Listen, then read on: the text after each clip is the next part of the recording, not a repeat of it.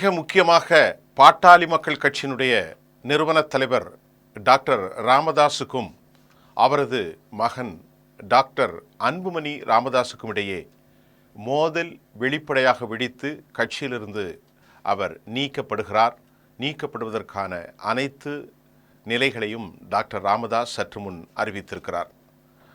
ஒரு கட்சியினுடைய நிறுவனத் தலைவராகவும் சமூக நீதி காவலராகவும் தன்னை இதுவரை அறிவித்து கொண்டிருந்த பாட்டாளி மக்கள் கட்சி மிகப்பெரிய கட்சியாக வடமாநிலங்களில் தன்னை நிலைப்படுத்தி கொண்டது. இந்த நிலையில் டாக்டர் அன்புமணி மீது அவருடைய தந்தை ராமதாஸ் கடுமையான, அதாவது எதிர்க்கட்சிகள் கூட ஒருத்தருக்கு ஒருத்தர் சொல்ல முடியாத குற்றச்சாட்டுகளை அவர் சொல்லியிருக்கிறார்.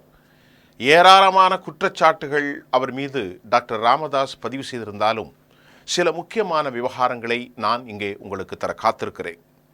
அன்புமணி பக்குவப்படாதவர், தலைமை பொறுப்பிற்கு அவர் எந்த தகுதியும் இல்லாதவர் என டாக்டர் ராமதாஸ் கூறியிருக்கிறார்.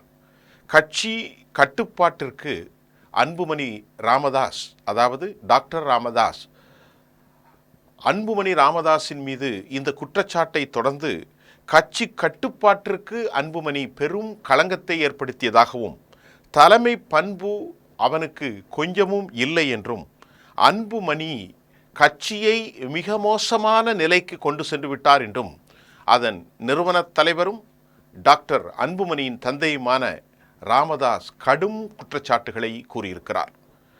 தலைமை பண்பு ஒருவருக்கு இல்லை என்றால் அவர் கட்சியை எப்படி நிர்வகிக்க முடியும் என்ற கேள்வியும் அவர் எழுப்பியிருக்கிறார். அதனை அடுத்து அதிமுக பாமக இயற்கையான ஒரு கூட்டணி 2024ஆம் ஆண்டு அந்த இயற்கையான கூட்டணியை உடைப்பதற்கு எனக்கு தெரியாமல் அவனும் அவரது மனைவி சௌமியா அன்புமணியும் என்னிடத்திலே வந்து அழுதார்கள். நான் வழி இல்லாமல் ஒப்புக்கொண்டேன். ஆகவே இப்படியெல்லாம் எனது இஷ்டத்திற்கு மாற்றமாக அன்புமணி பலவேறு திடுக்குத்தனங்களை செய்ததாகவும் கூட பத்திரிகையாளர்கள் கூட்டத்தில் டாக்டர் ராமதாஸ் கடும் குற்றச்சாட்டை வைத்திருப்பது தமிழக அரசியலில் பெரும் பரபரப்பை ஏற்படுத்தியிருக்கிறது. அது மட்டுமில்லாமல் கசப்பான வார்த்தைகளை கொடுக்கும்படியான நிலைக்கு, அதாவது உங்களுக்கு முன்னால் நான் அவனுக்கு எதிராக பேசக்கூடிய நிலைக்கு இன்றைக்கு என்னை அவன் தள்ளிவிட்டான் என்று டாக்டர் ராமதாஸ் கண்ணீர் மல்கிய நிலையில் தன் மகன் மீது இந்த குற்றச்சாட்டை வைத்தார். அன்புமணிக்கு மேடை நாகரிகம் கொஞ்சம் கூட தெரியாது. அவன் மேடையிலே தவறாக நடந்து கொள்வான்.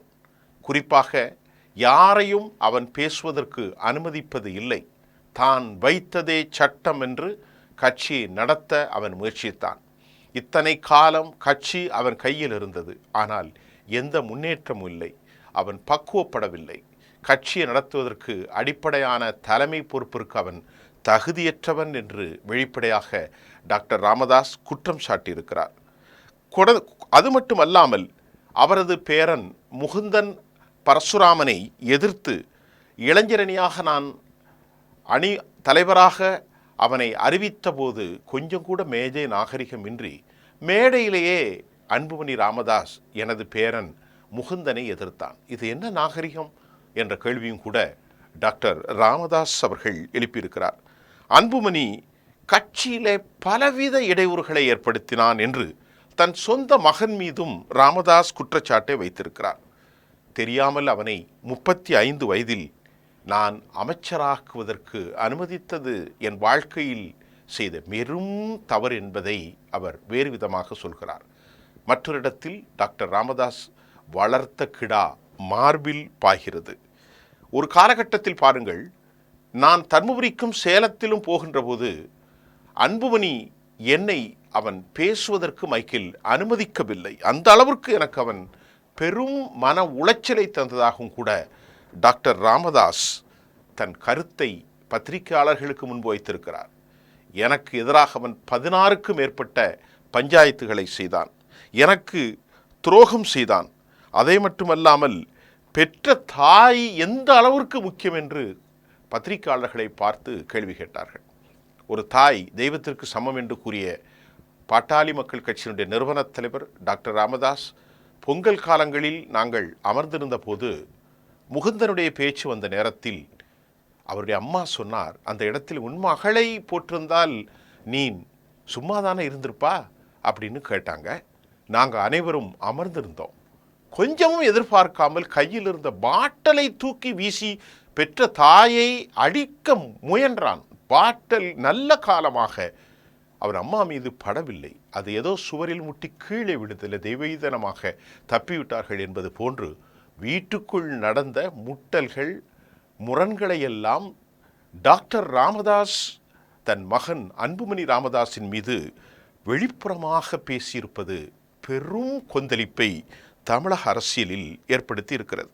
பெற்ற தாய்க்கே அவன் பாட்டலை தூக்கி அடிக்க ஒருவன் எப்படி தலைமை பொறுப்புக்கு சரியாக இருப்பான் என்று கேள்வி எழுப்பிய டாக்டர் ராமதாஸ், பாட்டாளி மக்கள் கட்சி அவனால் கவனிக்கவே முடியாது.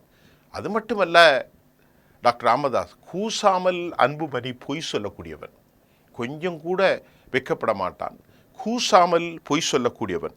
மறுபடியும் 35 வயசில் அவனை அமைச்சராக்கியது என் தவறு என்று அவர் சொல்லியிருக்கிறார். மிக முக்கியமாக என்னை அவன் இந்த அளவிற்கு மோசம் செய்துவிட்டான் என்று சொல்லக்கூடிய அன்புமணி, தகப்பனிடம் தோற்பது ஒன்றும் மானக்கேடான விவகாரம் அல்ல, எப்படியும் கட்சி உன்னிடம்தானே வந்து சேரும் என்று கடும் குற்றச்சாட்டுகளை சொல்லியிருக்கிறார். இன்னும் ஏராளமான குற்றச்சாட்டுகள் டாக்டர் அன்புமணியின் மீது அதன் நிறுவனத் தலைவர், பாட்டாளி மக்கள் கட்சியினுடைய தலைவர் பெரியவர் டாக்டர் ராமதாஸ் அவர்கள் வைத்திருப்பது தமிழக வரலாற்றில் ஒரு பெரும் பிரளயத்தை ஏற்படுத்தியிருக்கிறது. பொதுவாக எதிர்க்கட்சிகள் தங்கள் கட்சியிலிருந்து வெளியேறுகிற போது பல குற்றச்சாட்டுகளை வைப்பார்கள். கடந்த பல மாதங்களாக இந்த மோதல் முட்டலாக மாறியிருந்தது. அதே போன்று மகாபலிபுரத்தில் நடந்த அந்த கூட்டத்திலும் கூட மோதல்கள் வெளிப்பட்டது. அன்புமணிக்கு எதிராகத்தான் பாட்டாளி மக்கள் கட்சி தலைவர் இப்படி பேசுகிறார் என செய்திகள் வந்தது. கூட்டணியை நான் கவனித்துக் கொள்வேன், கூட்டணியை பற்றி கவனிப்பதற்கு நீ யார், நீங்கள் ஒருவரும் கவலைப்பட வேண்டாம், நீங்கள் உங்கள் வேலையை பாருங்கள் என்றெல்லாம் சொல்லி எம்எல்ஏக்களை கடலில் வீசிவிடுவேன் என்று சொன்னார்.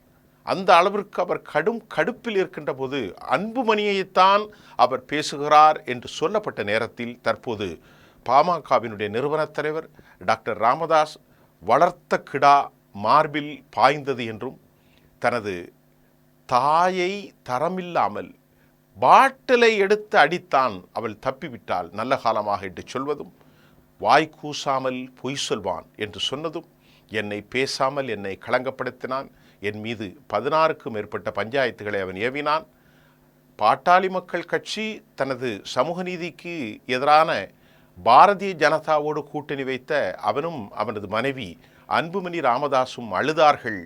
வேறு வழியில்லாமல் நான் ஒப்புக்கொண்டேன். அதிமுக பாமக கூட்டணி மட்டும்தான் இயற்கையான கூட்டணி என்று தங்கள் வீட்டுக்குள் நடந்த, கட்சிக்குள் நடந்த பல கலோபரங்களை பாமகவினுடைய தலைவர் தற்போது சொல்லியிருப்பதும், மிக விரைவில் கட்சி அநேகமாக உடைந்து விட்டது என்பதும், இனி அவர் கட்சியை விட்டு அதிகாரப்பூர்வமாக வெளியேற்றப்படும் நடவடிக்கைகள் அடுத்தடுத்து தொடங்கும் என்பதையும் நாம் அடுத்த செய்தியில் உங்களுக்கு விரிவாக தர காத்திருக்கிறோம். நன்றி.